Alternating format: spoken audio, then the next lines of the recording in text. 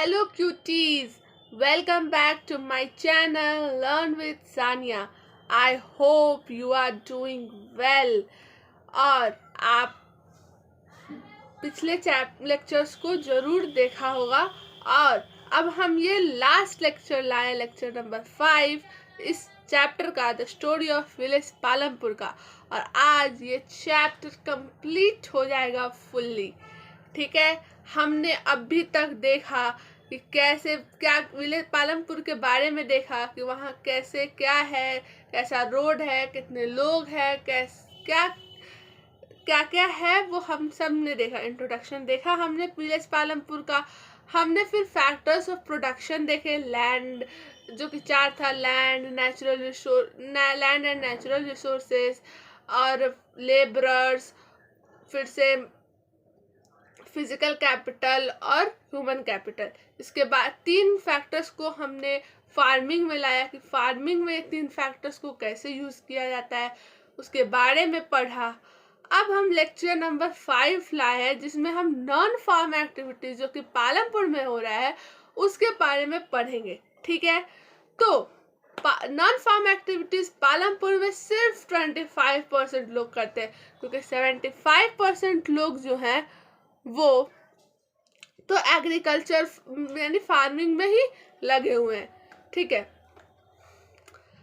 Dairy और non farm activities का पहला कॉमन एक्टिविटी यानी ज्यादातर जो लोग नॉन फार्म एक्टिविटीज करते हैं वो डेयरी है। डेयरी मतलब क्या होता है, यानी जो जिनके पास गाय है, भैंस है, वो उनको खाना खिलाते हैं, जैसे कि घास, ज्वार, बाजरा ये सब खिलाते हैं और उनमें से मिल्क लेते हैं और उनका मिल्क सेल करते हैं रायगंज में। जो कि हमने पढ़ा था कि रायगंज एक पालमपुर से कनेक्टेड एक विलेज है जो कि बहुत बड़ा विलेज है। ठीक है, अब हम नेक्स्ट पढ़ेंगे। और जब रायगंज में क्या है कि 2 ट्रेडर्स है, यानी शाहपुर के है ना, जो शाहपुर टाउन था उसके 2 ट्रेडर है। ठीक है, एक शाहपुर के 2 ट्रेडर्स है। ठीक है, जो कि एक कलेक्शन कम चिलिंग सेंटर खोले हुए हैं रायगंज में, जहां पर दूध जाता है और वहां से अलग अलग टाउन्स और सिटीज में ट्रांसपोर्ट किया जाता है रायगंज से। ठीक है, अब दूसरा क्या है, दूसरा नॉन फार्म एक्टिविटीज क्या है, स्मॉल स्केल मैन्युफैक्चरिंग, यानी अब देखो मैन्युफैक्चर करना गांव है, आपको वो सिटीज के तरफ बड़ा बड़ा फैक्ट्रीज तो डाल नहीं सकते हैं, तो वो छोटे अपने फील्ड, अपने घर में मैन्युफैक्चर करते हैं और सेल करते हैं। ठीक है, जैसे टाउन में बड़ा बड़ा जो फैक्ट्रीज होता है ना मैन्युफैक्चरिंग के लिए, वो नहीं होता है। ये बहुत सिंपल मेथड करते हैं और ये बहुत छोटे स्केल पे होता है, यानी ज़्यादा नहीं होता है। यहाँ इसमें सिर्फ 50 लोग ही इंगेज्ड है, बस 50 लोग से भी कम लोग मैन्युफैक्चरिंग में मतलब मैन्युफैक्चरिंग करते हैं। ठीक है, अब नेक्स्ट है शॉपकीपर्स इन पालमपुर, यानी शॉपकीपर्स। ठीक है, तो people involve in trade exchange of goods are not many in Palampur, यानी जो ये ट्रेडिंग करते हैं यानी सामान बेचते हैं वो ज़्यादातर लोग इसमें इन्वॉल्व नहीं है, ट्रेडिंग में इन्वॉल्व नहीं है पालमपुर के लोग ज़्यादातर। और जो पालमपुर के जो ट्रेडर्स है वो शॉपकीपर्स, यानी ट्रेडर्स को जो मतलब जो सामान बेचता है उसको शॉपकीपर्स बोलते हैं। तो जो ट्रेडर्स है वो शॉपकीपर हैं जो कि मतलब होलसेल मार्केट से है ना, जो सिटीज का होलसेल मार्केट है उसमें से सामान खरीदते हैं और गांव में आके बेचते हैं। यानी जैसे गांव के जो शॉपकीपर्स हैं वो शहर जाके उन होलसेल मार्केट से कुछ सामान खरीदते हैं और गांव में आकर बेचते हैं। ठीक है,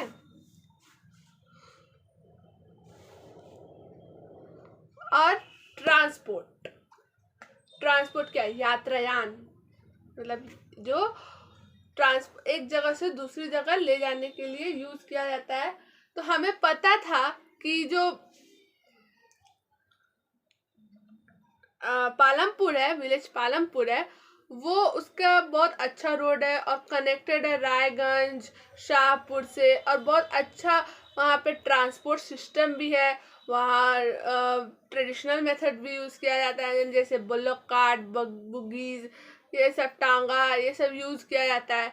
और मोटर व्हीकल्स भी हैं, जैसे कि जीप, ट्रैक्टर, ट्रक और भी बहुत कुछ। ठीक है, हमने ये देखा था, मोटरसाइकिल्स, ये सब। तो ये जो ट्रांसपोर्ट सिस्टम है ना, वो बहुत डेवलपिंग सेक्टर है, क्योंकि यहाँ इसमें ज़्यादातर लोग इस एक्टिविटी को कर रहे हैं। ठीक है, तो हमें पता है कि विलेज पालमपुर में बहुत तरह तरह के व्हीकल्स हैं जो कि पालमपुर और रायगंज को कनेक्ट करते हैं। हमने बोले जैसे रिक्शा वाला, टांगा वाला, जीप, ट्रैक्टर, ट्रक ड्राइवर्स, और जैसे और जो बुलोक कार्ट, बोगीज जो सब चलाते हैं, वो सब इस ट्रांसपोर्ट एक्टिविटीज में इन्वॉल्व है। और ये क्या करते हैं? लोगों को या फिर सामानों को ढोते हैं, एक जगह से दूसरी जगह ले जाते हैं, और इसमें उनको फायदा भी मिलता है। ठीक है, और इनको मतलब उनको पैसे मिलते हैं, उनको पैसे दिए जाते हैं। तो मतलब मैंने बोला ना, ये जो ट्रांसपोर्ट का जो है ना सेक्टर, ये बहुत ज़्यादा डेवलपिंग है, मतलब बहुत ज़्यादा ग्रो कर रहा है। इसमें ज़्यादा से ज़्यादा लोग बहुत ज़्यादा लोग इन्वॉल्व हो रहे हैं। ठीक है, तो अब हम कंक्लूजन करते हैं इस चैप्टर का। ठीक है, तो आखिर इस चैप्टर में क्या था? तो इस चैप्टर में बस यही था कि वो दिखाना चाहते थे कि फार्मिंग एक्टिविटीज और नॉन फार्मिंग एक्टिविटीज कैसे क्या होता है, वो दिखाना चाहते थे, जो कि उन्होंने एक विलेज पालमपुर के स्टोरी के थ्रू बताया। ठीक है, समझाया। उन्होंने फैक्टर्स ऑफ प्रोडक्शन दिए, जैसे कि लैंड, नेचुरल रिसोर्सेज, लेबर्स और फिजिकल कैपिटल को दो कैपिटल में बांटा गया, फिक्स्ड कैपिटल, वर्किंग कैपिटल और फिर ह्यूमन कैपिटल। ये 4 फैक्टर्स ऑफ प्रोडक्शन हमें बताए गए इस चैप्टर में, और इनमें से 3 फैक्टर्स को हमने पढ़ा कि फार्मिंग में कैसे उसको इन्वॉल्व किया जाता है, जिसमें हमने पढ़ा कि लैंड जो है वो फिक्स्ड है। हमने वेस्ट लैंड को भी कन्वर्ट कर दिया कल्टिवेबल लैंड में, जो कि अब हम और कोई लैंड बचा ही नहीं जिसको हम कल्टिवेबल लैंड में कन्वर्ट कर सके। यानी हमारे पास लैंड जो है वो बहुत फिक्स है। फिर हमने पढ़ा कि अगर लैंड फिक्स है तो फिर उसको हम ऐसा क्या करें कि एक ही जितना जगह है उसमें ज़्यादा से ज़्यादा हम अनाज उगा सके। तो उसमें से पहला टेक्निक आया था कि मल्टीपल क्रॉपिंग, जिसमें एक साथ बहुत 2-3 क्रॉप्स को उगाया जाता था। और यहाँ तक कि हमने देखा कि जब मल्टीपल क्रॉपिंग हो गया तो अब ज़्यादा से ज़्यादा अनाज उगाना है, तो फिर मॉडर्न फार्मिंग टेक्निक्स को यूज़ किया गया, जैसे कि इरिगेशन का ज़्यादा से ज़्यादा। तो हमने देखा कि लैंड फिक्स्ड है, सब फिक्स्ड है, लैंड जो है वो फिक्स्ड है। तो फिर हमने ये मल्टीपल क्रॉपिंग किया, ये क्या कहते हैं, मॉडर्न फार्मिंग में टेक्निक यूज़ किया। तो और जिसमें था कि इरिगेशन, HYV सीड्स यूज़ करना, केमिकल यूज़ करना, केमिकल फर्टिलाइजर्स यूज़ करना, पेस्टिसाइड्स यूज़ करना। और हमें पता है कि ट्रेडिशनल मेथड में फर्टिलाइजर्स तो यूज़ नहीं होता है। हम क्या यूज़ करते थे, वो क्या कहते हैं, मतलब फार्मर्स पहले क्या यूज़ करते थे, जब ये टेक्निक आया नहीं था तो काउ डंग यूज़ करते थे। तो इस और अब हमने देखा कि इसका इम्पैक्ट क्या पड़ रहा है, कि मतलब उसका इन्वायरमेंट पे क्या इम्पैक्ट पड़ रहा है। अगर हम इतना ज़्यादा केमिकल फर्टिलाइजर्स डाल रहे हैं एक लैंड पे, तो उस पर क्या प्रभाव पड़ा, तो क्या हो रहा था कि अगर हम ज़्यादा से ज़्यादा केमिकल यूज़ कर रहे थे तो सॉइल फर्टिलिटी ख़त्म हो रहा था, उस पर वो ज़्यादा ओवर यूज हो रहा था। और इरिगेशन से क्या हो रहा था कि ग्राउंड वाटर का जो लेवल था वो भी कम होता जा रहा था। तो इसका इन्वायरमेंट में बहुत बड़ा इम्पैक्ट पड़ रहा था। तो हमें हमें तो क्रॉप तो मिल रहे हैं, सब बहुत अच्छा, ज़्यादा से ज़्यादा क्रॉप मिला है, लेकिन इससे नेचुरल रिसोर्स को भी प्रभाव पड़ रहा है। ठीक है, हमने ये देखा था। हमने फिर देखा कि लेबर्स, जो दूसरा फैक्टर्स ऑफ प्रोडक्शन है, उसके बारे में देखा कि जो small farm sorry sorry sorry sorry हमने ये भी देखा था कि लैंड कैसे डिस्ट्रीब्यूटेड है। तो क्या था कि कुछ लोगों के पास मतलब 150 फैमिलीज ऐसे थे विलेज पालमपुर के जिनके पास लैंड ही नहीं था, और 240 फैमिलीज थे जिनके पास लैंड तो था लेकिन वो 2 हेक्टेयर से कम था। और जो बाकी के जो लोग थे, लार्ज फार्मर्स और मीडियम फार्मर्स, उनके पास 2 हेक्टेयर से ज़्यादा था, और उनके पास 10 हेक्टेयर्स के भी थे कुछ के पास, और कुछ के पास उससे भी ज़्यादा थे। तो इससे हमें पता चलता है कि मतलब लैंड का डिस्ट्रीब्यूशन कैसे हुआ है। अब हम फिर आगे बढ़े चैप्टर में, तो हमने देखा कि लेबर्स, जो नेक्स्ट लेबरर्स जो नेक्स्ट फैक्टर्स ऑफ प्रोडक्शन है, उसमें हमने देखा कि देखा कि स्मॉल फार्मर्स जो हैं वो तो अफोर्ड नहीं कर सकते हैं लेबरर्स, तो वो अपने फैमिली को ही यूज करते हैं। फैमिली लेबरर्स की जगह फैमिली मेंबर्स ही सब काम करते हैं। लेकिन जो लार्ज और मीडियम फार्मर्स हैं वो वो अफोर्ड कर सकते हैं, तो वो लेबरर्स को हायर करते हैं, लेबरर्स को हायर करके और अपने फील्ड में काम करवाते हैं, और लेबरर्स को उसकी जगह काम करके उनको वेजेस मिलता है। अब वेजेस जो है वो क्या हो सकता है, क्रॉप हो सकता है, मनी हो सकता, कैश हो सकता है, या फिर एक टाइम का या 3 टाइम का खाना हो सकता है, उनको मिलता था। वेजेस जो है वो अलग अलग बात पे, अलग अलग चीज पे वेरीज करता था, जैसे कि region to region, crop to crop, और क्या एक्टिविटीज, फार्म एक्टिविटीज हो रहा है। ठीक है, यानी क्या कैसा रीजन है, कैसा क्रॉप है, क्या फार्म एक्टिविटीज हो रहा है, इस पे वेजेस डिसाइड होता था। और ये भी था कि है ना, रोजगार तो एम्प्लॉयमेंट भी वैरीज करता था कि कैसा एम्प्लॉयमेंट है। ठीक है, एम्प्लॉयमेंट वैरीज करता था किस चीज पे, कि आपको हर दिन का है, हर साल का है, या फिर सिर्फ एक फार्म एक्टिविटीज आपको करना होता है। ठीक है, फिर हमने देखा कि फिजिकल कैपिटल, ये फिजिकल कैपिटल क्या था कि कुछ चीज को करने के लिए हमें सामान की जरूरत होती है ना, जैसे कि पैसे चाहिए होते हैं, रॉ मटेरियल्स चाहिए होता है, मशीन्स चाहिए होता है, और भी बहुत कुछ, बिल्डिंग्स, ये सब चाहिए होता है। तो स्मॉल फार्मर्स जो थे वो तो गरीब थे, वो तो उनके पास ज़्यादा लैंड तो था नहीं, तो वो अफोर्ड कर नहीं सकते थे, तो इसलिए वो लार्ज फार्मर्स और मीडियम फार्मर्स से लोन लेते थे, जो कि जिसका रेट ऑफ इंटरेस्ट काफ़ी ज़्यादा ही था। ठीक है, तो अब लार्ज फार्मर्स को तो उस सब की जरूरत पड़ती नहीं थी, वो तो अफोर्ड कर सकते थे, इसीलिए वो ज़्यादा से ज़्यादा फिजिकल कैपिटल लगा लेते थे। अब ये हो गया कि लैंड, लेबर, ये सब हो गया, कैपिटल लग गया, पूरा प्रोडक्शन हो गया। तो अब उस जो प्रोडक्शन हुआ है उसका वो फार्मर्स क्या करते थे, तो स्मॉल फार्मर्स के पास तो छोटा सा लैंड था, तो वो अपने फैमिली कंजप्शन के लिए ही ले लेते थे, यूज कर लेते थे। लेकिन जो लार्ज फार्मर्स थे, मीडियम फार्मर्स थे, उनके पास लैंड बहुत ज्यादा था, तो प्रोडक्शन भी बहुत ज्यादा होता था।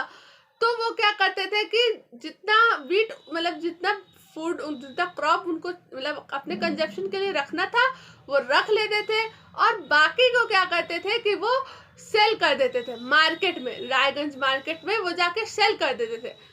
तो मार्केट में जाके सेल कर देते थे, और जिस उससे जिनको उनको बेनिफिट्स मिलता था वो सेव कर लेते थे, और फिर वो जो स्मॉल फार्मर्स को है लोन देना होता था तो वो लोन देते थे, और फिर और कुछ सेविंग और रखे रहते थे, तो वो फिजिकल कैपिटल यानी कैपिटल मतलब जैसे कि कुछ सामान खरीदना है नेक्स्ट ईयर के लिए या पैसे लगाने हैं, तो वो सब के लिए यूज करते यानी वो अपनी सेविंग्स को यूज करते थे।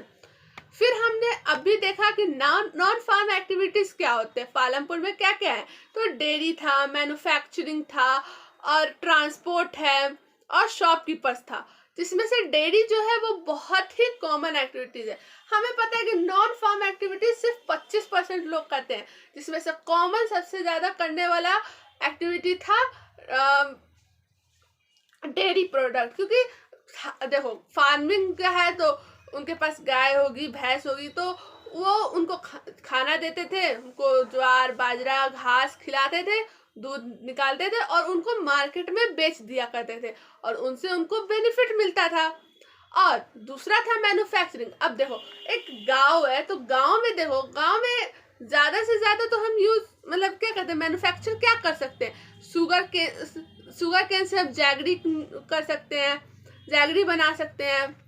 ये सब वीट को अगर बोलते हैं चावल, वीट को कन्वर्ट मतलब वीट को मतलब यूज करना होता है, या क्लॉथ मेकिंग हो गया, तो वो छोटा छोटा काम करते थे। अब वो बड़ा बड़ा फैक्ट्रीज तो नहीं ना खड़ा कर सकते थे, मतलब अब उनको वो छोटी सी जगह में कुछ छोटा सा मैन्युफैक्चर कर लेते थे, जैसे कि शुगर केन से जैगरी बनाना, या फिर शुगर केन वही मतलब शुगर केन से जैगरी बनाना, उसको फिर बेचना, यही हो सकता था। मतलब ये कॉमन है।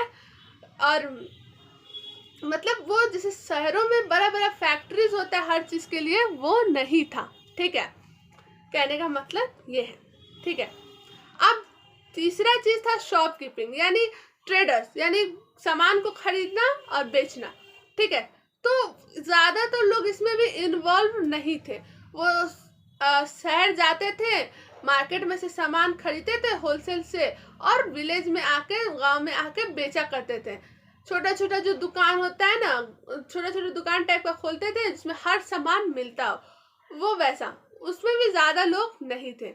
अब ट्रांसपोर्ट हमने लास्ट टॉपिक जो है इसका वो देखा, जो कि बहुत अच्छा है, क्योंकि हमें पता है कि ट्रांसपोर्ट सिस्टम पालमपुर में बहुत अच्छा था।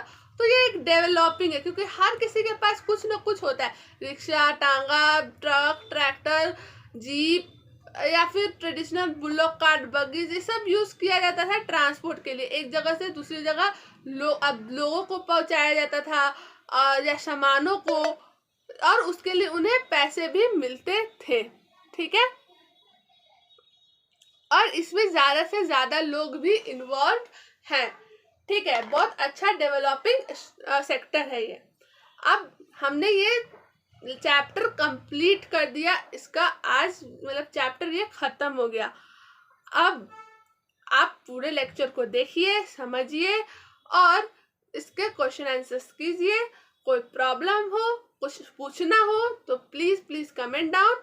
और इस वीडियो अगर आपको ये पसंद आया तो लाइक, शेयर और सब्सक्राइब कर दीजिए, और ऐसे ही बने रहिए।